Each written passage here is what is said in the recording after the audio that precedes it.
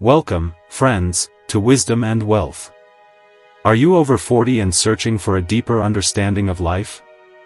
Then you've come to the right place. Today, we're diving into a fascinating question: what truly makes you human from a Buddhist perspective? It's a question that has captivated thinkers for centuries. Aristotle defined us as rational animals, while Descartes famously declared, "I think, therefore I am." Modern science explores the biology, genetics, brain function, and evolutionary instincts. But do these explanations capture the full essence of our humanity? What do you think? We would love to hear your thoughts in the comments section below. If you are excited about content like this, be sure to like and subscribe to our channel. These perspectives, while insightful, often leave us feeling like something crucial is missing. That's where the Buddhist tradition offers a uniquely different lens. The Buddha didn't define us by a fixed essence, a soul, or an unchanging identity. Instead, he saw a person as a constantly changing flow of conditions, perpetually forming and dissolving. This isn't to say our lives have no meaning. Quite the opposite. It suggests that we are dynamic beings, always in the process of becoming. Remember to like and subscribe to the channel.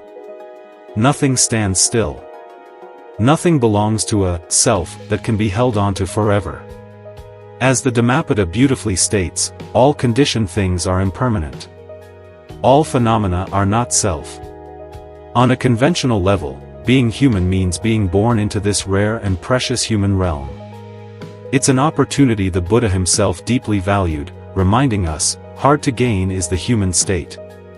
Human life, with its unique blend of joy and pain, allows wisdom and compassion to flourish. The Buddha explained that what we call a human is simply the 5 aggregates of body and mind at a deeper level. He then said in the Kavadala Sutta of the Majjhima Nikaya, where there is clinging, one is spoken of as a being. A human, then, is not a fixed identity, but the dynamic play of body, mind, and attachment. Are you enjoying the content? If so, be sure to like and subscribe to the channel. This perspective shifts the central question. Instead of asking, what is the essence of being human, Buddhism prompts us to ask, what are the processes that give rise to this human life, and how do they unfold? This is where we begin to see the body and mind as moving parts of a larger whole. Let's explore this further in the first part of our exploration, diving into the body and mind as aggregates. The Buddha explained that what we call a person is nothing more than 5 aggregates, known in Pali as the Panchakanda: form, feeling, perception, mental formations, and consciousness. These aggregates, working in harmony, create the illusion of a human being, yet none of them, either alone or together, can be rightly called a lasting self. These aggregates are always changing, always interacting. In the Anatalakkhika Sutta, taught to his first 5 disciples soon after his awakening, the Buddha examined each aggregate in detail. Form, he said, is not self, because it is subject to birth, aging, and death. Feeling is not self, because it arises and vanishes without command. Perception is not self, because it shifts from moment to moment. Mental formations are not self, for they are conditioned by countless causes. Even consciousness, so often mistaken for a soul, is not self, because it depends on conditions and ceases when those conditions end. The Buddha summarized this truth with direct clarity: this is not mine, this I am not, this is not myself. To see the aggregates as merely separate pieces would be incomplete. They are deeply interdependent, woven together like threads of a single fabric. Take a simple breath, for instance. The body that draws air is form. The pleasant sensation of ease is feeling. The recognition, this is an in-breath, is perception. The choice to stay with the breath is a mental formation.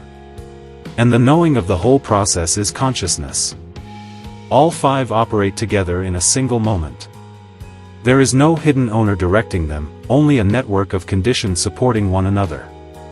This vision breaks down the illusion of an inner controller. What appears as I is simply the cooperation of these processes. David Hume, centuries later, described the self as a bundle of perceptions, echoing the Buddhist understanding. Modern neuroscience also shows that the sense of I is built by the brain to organize experience, not discovered as a permanent entity. Recognizing this isn't about denying life, but about seeing it as it truly is. When we understand the body as form, we relate to aging and illness with less fear. When we know feelings as passing signals, we don't need to obey them blindly.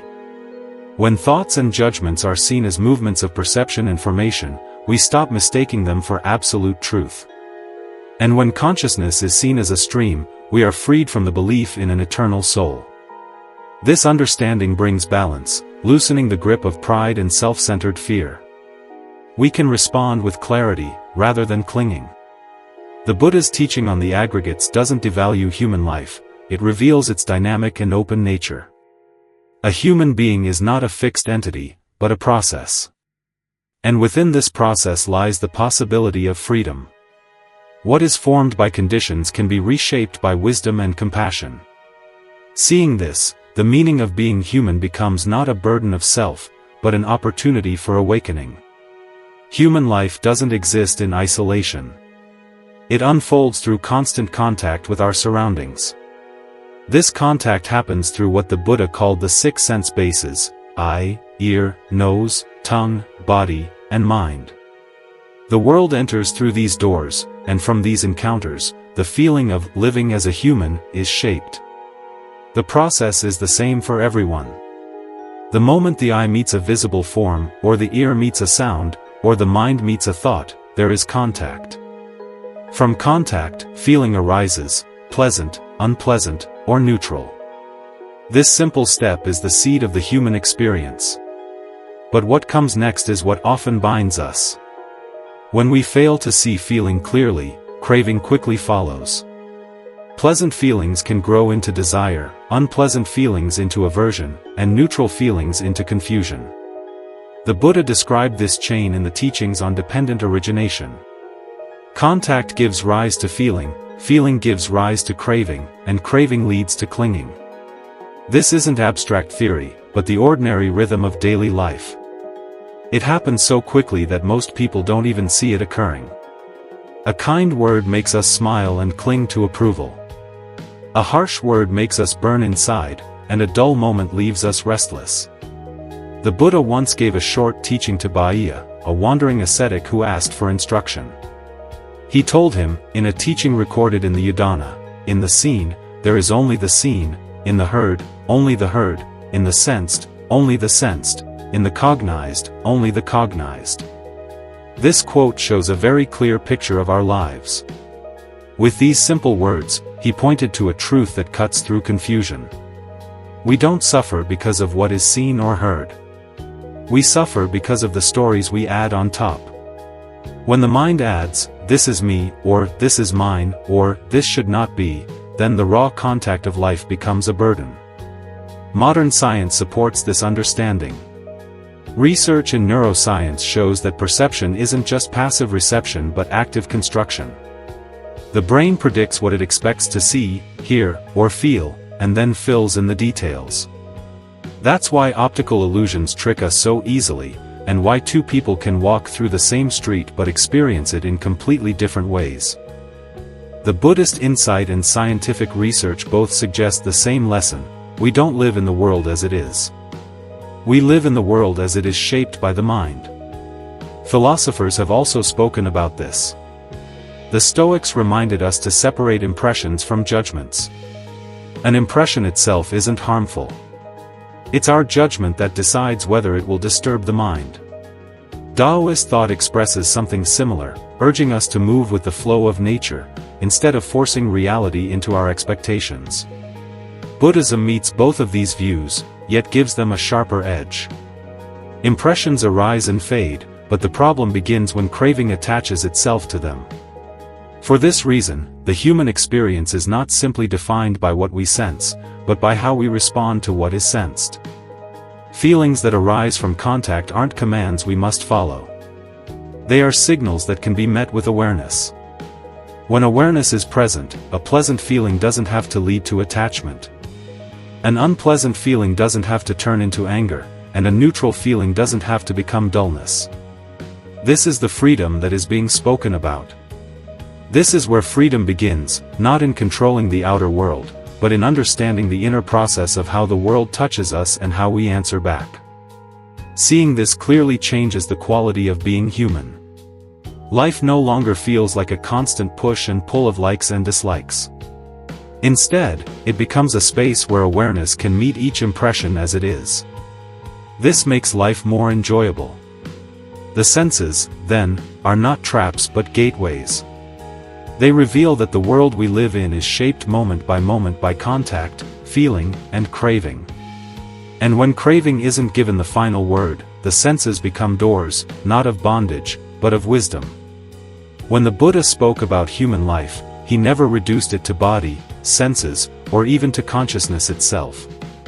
These are conditions that shape our existence, but they don't define what is most distinct about being human. What truly sets us apart is the way we respond. We are not only beings who sense and feel, but beings who choose. The Buddha expressed this in a simple and decisive way in the Anguttara Nikaya. It is volition, monks, that I call karma. In other words, the force that carries weight, that shapes the future, is not what we passively receive, but what we actively intend. This teaching changes how we understand human dignity. Being human isn't about bloodline, social rank, or even species. In the Siha Sutta from the Dhammapada, the Buddha explained to two young men from different castes, not by birth is one a noble person, by deeds one becomes noble. This was a radical statement in his time, but it remains deeply relevant today. Humanity is not a fixed identity we inherit.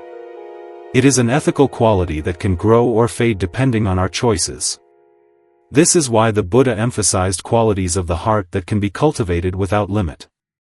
The Brahmaviharas, loving kindness, compassion, empathetic joy, and equanimity, are not lofty ideals reserved for saints. They are practical trainings that show what it means to live as a full human being. In the Karayametta Sutta, the discourse on loving kindness, the Buddha offered an image that still touches listeners across cultures. As a mother would protect her only child with her life, so with a boundless heart should one cherish all living beings. This shows the love and compassion everyone should have. This is not sentimental language, but a reminder that the measure of humanity is found in the willingness to extend care beyond the narrow limits of self and tribe. Other traditions echo this insight. Immanuel Kant argued that people must always be treated as ends, never merely as means. The African philosophy of Ubuntu teaches, I am because we are, pointing to the deep interdependence of human life. Buddhism resonates with these voices, yet grounds its message in something both practical and radical. Our intentions can be trained, and by training them, we reshape the very meaning of being human. Modern research in psychology and neuroscience confirms what the Buddha pointed out centuries ago. Studies show that when people practice compassion meditation or even simple acts of kindness, their brain patterns shift, their stress levels decrease, and their behavior changes in measurable ways. These findings aren't just scientific curiosities. They show that ethics is not abstract. It leaves traces in body, mind, and society. What emerges is a picture of the human being as an ethical agent. We are not defined by what we sense or by the conditions that shape us at birth, but by the quality of intention that guides our actions. A harsh word spoken in anger, a dishonest act done for gain, a careless gesture that harms another, these don't just pass away, they leave an imprint on our character and on the world we live in. Likewise, a kind word, a generous act, or even a silent choice to withhold harm, these too leave imprints, but ones that uplift and dignify human life. In this way, to be human is not simply to exist, but to take responsibility. The body may grow old, the senses may bring pleasant or painful impressions, but the direction of a human life depends on the seed of intention planted in each moment. This is why the Buddha described the human state as rare and precious, not because it guarantees virtue, but because it offers the chance to cultivate it. Within this fleeting form and this shifting mind lies the extraordinary capacity to choose, to guide, and to transform. And this capacity, more than anything else, is what gives depth and weight to the word human. The Buddha didn't speak of human life as something left to chance. He showed that while conditions shape our existence, we also hold the ability to guide those conditions with clarity and purpose. Thank you for watching. We hope this video provided you with an understanding about what it means to be human. Remember to like and subscribe. To live as a human being is not simply to drift with impulses or habits, but to train the mind so that body, speech, and thought move in the direction of wisdom and compassion. This training is expressed most clearly in the Noble Eightfold Path. It is not a rigid code, but a living framework that brings balance and discipline. Right view begins with seeing things as they truly are, impermanent, unsatisfactory, and without a fixed self. From this understanding, right intention follows, turning the mind toward goodwill, harmlessness, and letting go of grasping. These foundations lift human life beyond mechanical reactions and open it to genuine clarity. The Buddha's guidance extended into the most practical parts of life. Right speech calls for words that are true, beneficial, and timely. In the Ambalahika Rahulavada Sutta, he advised his son Rahula that words which are false, harmful, or poorly timed should not be spoken. Right action and right livelihood extend this principle to how we live and work, showing that to be human is not only to survive, but to live with responsibility and care. But ethics alone is not enough. The Buddha emphasized that good choices need the support of mental discipline. Right effort means abandoning harmful states and nurturing wholesome ones. Right mindfulness brings steady attention to the body, feelings, mind, and mental qualities. In the Anapanasati Sutta, he explained how simple awareness of breathing can calm the mind and deepen understanding. Right concentration completes the training, giving stability and clarity so that consciousness can see reality without distortion. These are not distant ideals, but natural capacities of the mind when it is patiently cultivated. The Dhammapada captures the heart of this training in a single verse. Avoid evil, do good, purify the mind, this is the teaching of the Buddhas. Avoiding harm recognizes our impact on others. Doing good nurtures generosity and kindness, and purifying the mind frees us from confusion and craving. In these few words, the essence of human growth is laid out. Other traditions echo this insight. The Stoics spoke of examining each day to measure one's actions against virtue. Confucian thought stressed self-cultivation through practice and learning. Modern psychology shows how habits shape character through small, repeated acts. Yet the Buddhist teaching goes further, showing that this training can lead beyond ordinary improvement to the very ending of suffering. To live as a human being is not only to possess a body and a rational mind. It is to recognize the capacity to shape one's own heart and consciousness. Every breath, every word, and every action can be directed toward clarity or confusion, kindness or harm. The Buddhist path reminds us that we are not helpless before our conditions. We can guide them. And when the mind is trained with care, the meaning of being human finds its fullest expression, not in clinging to identity, but in walking a path that opens the door to freedom. Thank you for watching Wisdom and Wealth. We hope you found this video insightful. If you would like more content like this, remember to like and subscribe to our channel.